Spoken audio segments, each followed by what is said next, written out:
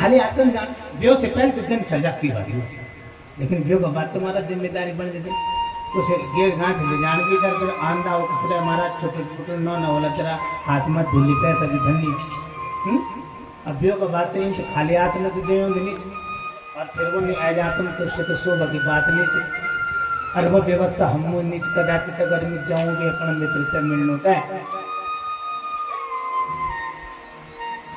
सुशीलन बोला आप विचार से बना व्यवस्था में कर दो ले जाना बोला तुम भूल जाना को विचार बने लिया भूल चल जाओ अपना मित्र से मिलने होता है हमें व्यवस्था को तुम्हारा प्रातः काल हुआ पड़ोस में गई है सुखदेव जी वर्णन करते हैं राजन परीक्षित सुशीला ने और आस पड़ोस की बहनों से महाराज कंदुक मांगे या चित्वा चतुरो मुष्टि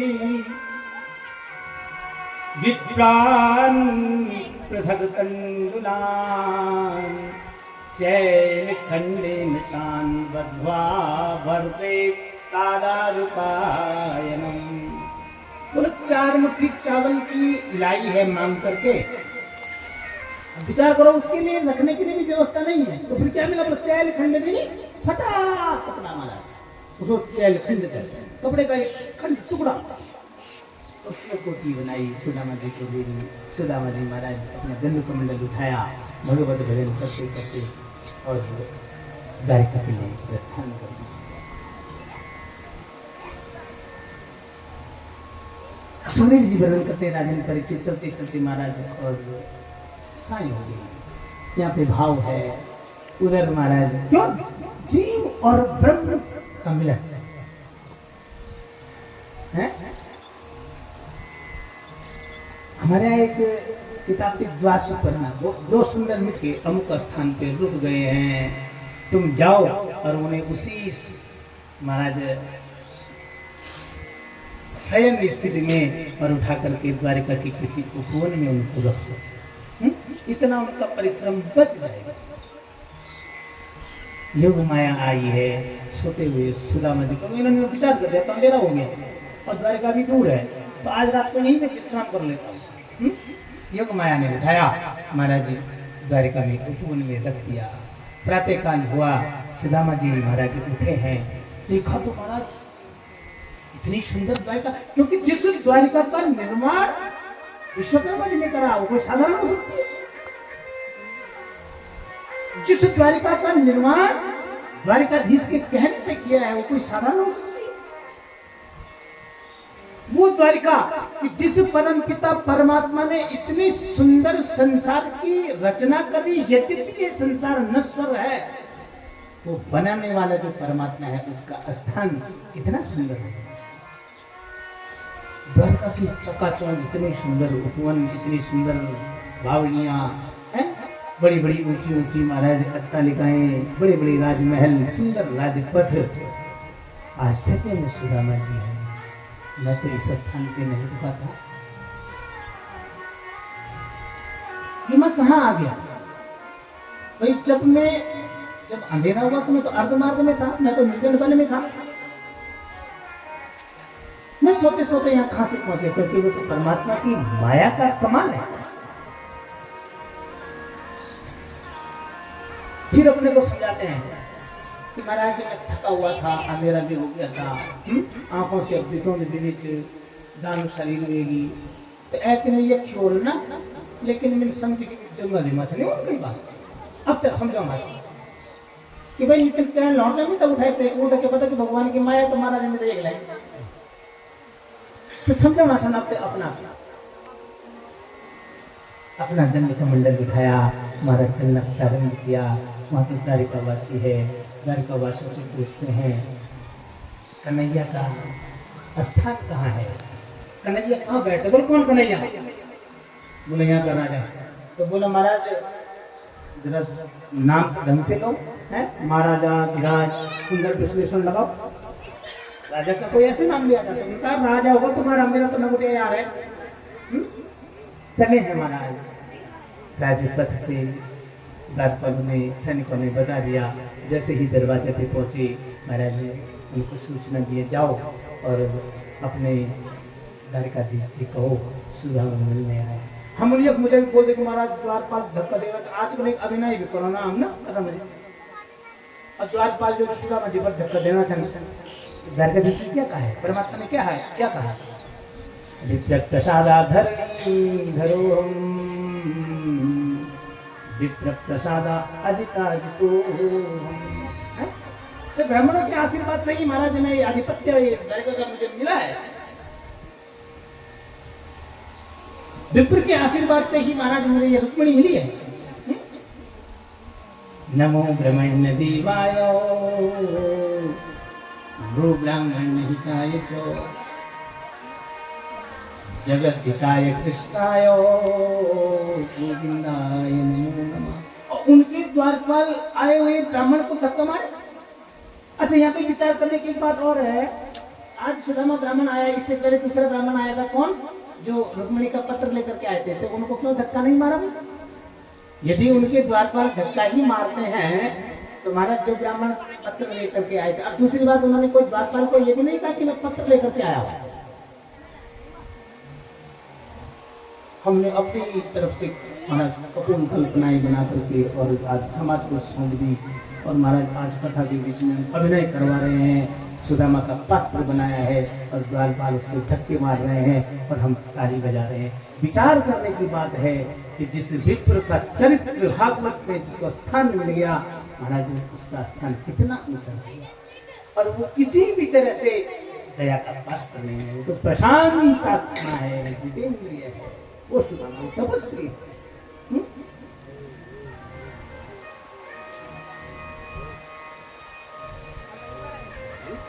द्वारपालों को कहे कि महाराज कन्हैया कुछ कह लो, ये मिलने आया है। द्वारपाल अंदर गए हैं, द्वारकाधीश भगवान से निवेदन किया है, प्रभु आपसे मिलने के लिए और एक विप्र आया है। क्या नाम बताया? एक कवि की कितनी सुंदर रचना है हमारा। शीश पगान जगातन पे प्रभु जाने को आही बचे के ही रामा। शीश पगान जगातन पे प्रभु जाने को आही बचे के ही रामा। आश्चर्यचकित है कि मानो लगता है कि उन्होंने जीवन में पहली बार महाराज ऐसा वैभव देखा होगा। अपना नाम बताया, हमारा नाम तो बताया है, क्या बताया? पूछत दीन दयाल को धाम, पूछत दीन दयाल को धाम, पूछत दीन दयाल को धाम। जैसे ही द्वारपालों ने सुदामा कहा है, महाराज तुरंत सिंहासन से खड़े हुए और द्रुत गति से अपने मित्र से मिलने के लिए आज महाराज ब्रह्म दौड़े हैं। तुम आओ यदि एक पग, मैं आऊं पग। यदि भगवान के वियोग में और कुरुक्षेत्र की भूमि में सर्वसैया पे पितामह भीष्म यदि विलाप करते हैं, तो कन्हैया जी महाराज चाहे द्वारिका में हो चाहे हस्तिनापुर में हो, पितामह भीष्म के लिए महाराज रूबी रुदन करके अपने दोनों नेत्रों से गंगा जमुना को प्रभावित करते हैं। तो तुम एक बार मेरे शरण में आकर के तो देखो, द्रुत गति से भागे हैं, मित्र सुदामा मेरा मुझसे मिलने आया है। जितनी पटरानियां है ना, रुक्मिणी, जाम्बवती, नागमती, मित्रविंदा, लक्ष्मणा, भद्रा, ये विचार करती हैं कि महाराज इससे पूर्व भी हमारे पति से मिलने के लिए अथवा पति के दर्शन करने के लिए बड़े बड़े योगी आए, बड़े बड़े सिद्ध आए, बड़े बड़े राजर्षि आए, बड़े बड़े ब्रह्मर्षि आए, बड़े बड़े परिव्राजक आए, बड़े बड़े ब्रह्मचारी आए, बड़े बड़े देवता आए, लेकिन इतनी द्रुत गति से उनके सत्कार के लिए हमारे पति कभी नहीं गए। ये कौन सी दिव्य आत्मा है? इन्होंने क्या करा महाराज, सुवर्ण के पात्र में पूजन की सामग्री की व्यवस्था कर दी। कोई दिव्यात्मा ही हमारे पति से मिलने आई है। जैसे ही महाराज दरवाजे पे पहुंचे हैं, तुरंत कन्हैया ने महाराज गले से सुदामा को लगाया है।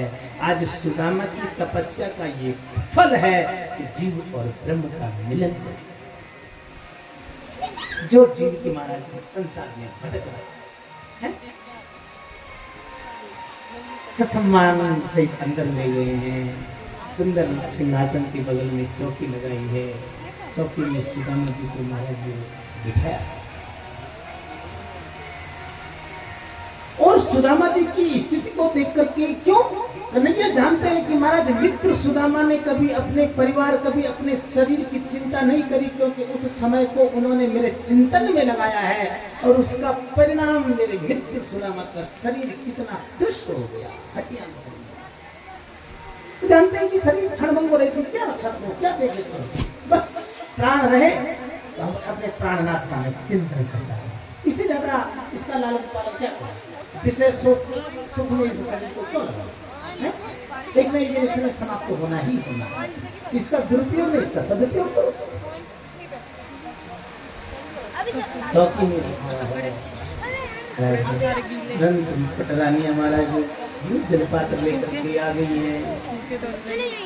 अब सुदामा जी संकुचित हो रही है, बोला कन्हैया क्या कर रहा है, बोला अभी तक जो तूने किया मैं विघ्न नहीं बना, अब जो मैं कर रहा हूं तुम विघ्न मत करो। जो कुछ अभी तक तुमने किया उसका क्या परिणाम होना चाहिए मैं वो कर रहा हूं, इसलिए मुझे करना है। बोले बाकी हरि लाल की जय। अपने वाले है आज कथा ठीक 3:30 बजे शाम में।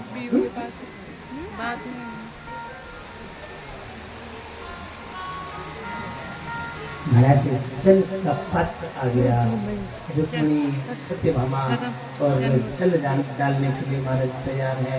कन्हैया ने जैसे ही सुदामा को चरण बोला, सुदामा इस तलाक में तो बोला नहीं क्या करना है, तेरी पत्नी देख रही है, तेरे मंत्रिमंडल के सदस्य देख रहे हैं, उनको देखने दे, हमें जो करना है वो करना ही है। कोई इसमें और सुदामा जी संकुचित हो।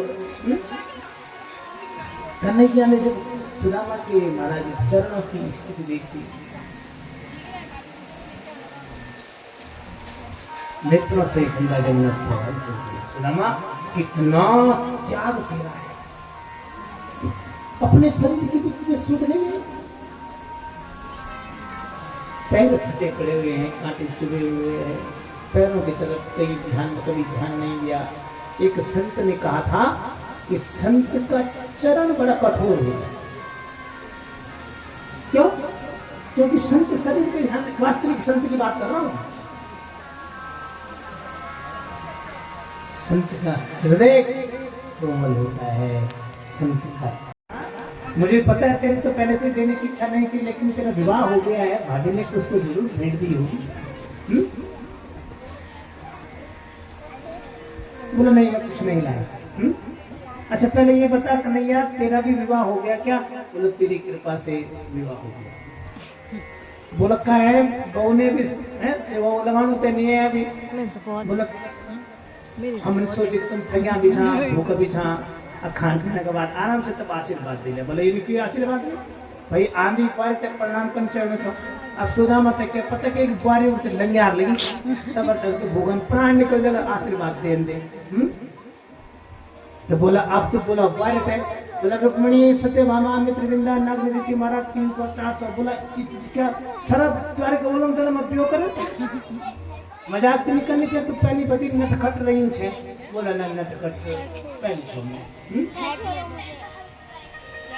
महाराज सुदामा जी सौभाग्यवती भव और लास्ट में भव रहेगी 300 500 400 बोला तेरे उपयोग कर करें तेरे बिना अभी तो बड़ी लैंड ठेक सैन करो वहां तक गई मारा अभी पिक्चर से तो बोला तब तीर बात मेरे हाथ पटाए के जंगे माई की से भेजे। तो सुदामा में यूं तो सौभाग्यवती बनो छाना पहले ट्रेन बताओ कि एक संग के बता देने तक टोटल उपयोग कर वचन बोला 16,108 12 16 में जीव गांठ दे। अब बोला इधरों से अलग अलग देव तो बहुत मुश्किल चीज करते हैं तेरे मुंडन में हाथ धर दो अब तेज तो बोल लो चिरजीवी भव ये सारी तेरी जो धर्म पत्नियां ये सौभाग्यवती भव हो जाएंगी। हैं बोल द्वारिकाधीश भगवान की आशीर्वाद का आदान प्रदान हुआ। कन्हैया कहते हैं सुदामा भाभी ने कुछ नहीं दिया है क्या? अब सुदामा जो ताकत लगाना चाहिए क्योंकि इन देख लीजिए है ना, एक बार मुसलमान कल जवाब महाराज भेंटते अज्जन करके कौ दबे में तो कपड़ा ते महाराज में साड़ी तो सुशीला ने अपने धोती दिए कौन फाड़ी कर दी छो महाराज द्वार त्यारो कहते कपड़ा वो साड़ी छो महाराज ताकत लगा तो पटम फटी और सराज कणिक लगा सर सिंहासन और चौकी का हुआ तो नहीं सब एकत्रित करना पत्रम पुष्पम फलम तोयम यो में भक्त्या प्रयच्छति। हम भगवान को क्या दे रहे हैं ये महत्व नहीं रखता, हम भगवान को कैसे दे रहे हैं ये महत्व। भाव का भूखा हूं मैं, भाव एक सार है और भाव से मुझे तो भाव से जब शांति दूत बनकर के प्रस्ताव महाराज शांति बनाने के लिए और दुर्योधन के पास गए थे कन्हैया, दुर्योधन ने 56 प्रकार का व्यंजन बनवाया है। कन्हैया ने कभी ऐसे भोजन को सुवर्ण के पात्र में नहीं खाया होगा तो उसको खिलाओ और खरीद करके अपने पक्ष में समझो। बोला कन्हैया भोजन करके जाओ, बोला भूख नहीं है। बोले तो मैंने सुवर्ण के पात्र में कभी खाया नहीं होगा, बोले तो सुवर्ण के पात्र नहीं खाने, उसमें जो भोजन है वो भोजन खाया जाता है, उधर पूर्ति उससे होगी, सुवर्ण के पात्रों से नहीं होगी। लेकिन अभी मुझे भूख नहीं है। और खाने के लिए कहा गए विदुर के, और क्या खाए महाराज केले के छिले, और कहा कि द्वापर में यदि भरपेट भोजन किया तो विदुर जी किया, क्योंकि विदुरानी का देने का भाव। छिलके भी दे रही है महाराज ने कभी चाव से खा रहे हैं और कहा महाराज तृप्त उसमें मैं तृप्त।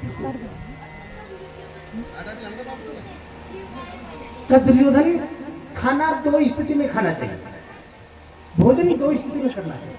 कदाचित खाने वाले मार्ग में आई है, पति की चरणों में प्रणाम किया है। सुदामा जी ने कहा तुम कौन हो? आपकी पत्नी सुशीला। 4 दिन में इतनी बात लगी? बोले ये तुम्हारी तपस्या का फल है। बोले 4 दिन में मेरी तपस्या का ये फल? सुदामा जी ने कहा नहीं, मुझे जाना है।